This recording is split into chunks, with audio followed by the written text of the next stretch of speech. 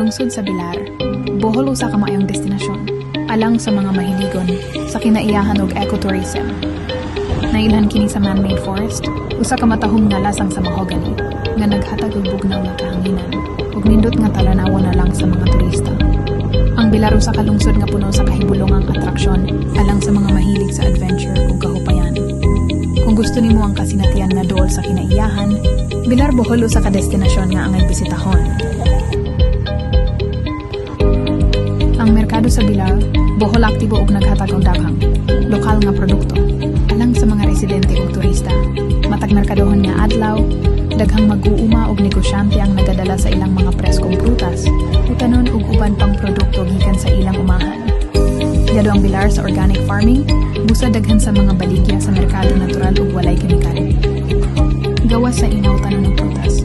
Makapalit usab ang mga bisita og isda, karne, ug uban pang mga panginahanglan sa panimalay sa merkado publiko.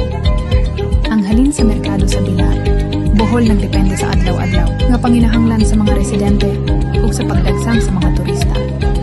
Sa merkado publiko, usog ang halin sa prutas, utanon ug pagkain lokal, ilabi na sa merkadohon nga adlaw ug panahon sa peak season sa turismo.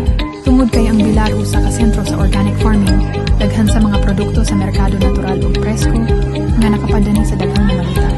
Ang daw nga produkto sama sa mais, humay, saging ug kamote kay in demand, ilabi na sa mga negosyong naggama ug pagkaon. Sa kinatibukan, malungtaron ug ligon ang merkado sa Bilar nga naghatag og dakong tabang sa panginabuhi sa mga mag-uuma, manindahan ug gagmayng negosyante sa lungsod. Ang pagpanguma usa ka pangunang panginabuhian sa mga residente sa Bilar, Bohol, tungod kay ang lungsod adunay daghang yutan nga angay alang sa agrikultura.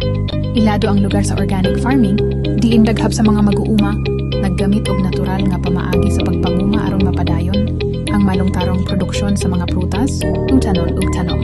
Ang pagpanguma usa ka pangunang panginabuhian sa mga residente sa Bilar, Bohol, tungod kay ang lungsod adunay daghang yutan nga angay alang sa agrikultura. Ilado ang lugar sa organic farming, diin daghap sa mga mag-uuma, naggamit og natural nga pamaagi sa pagpanguma aron mapadayon ang malungtarong produksyon sa mga prutas, utanon ug tanom.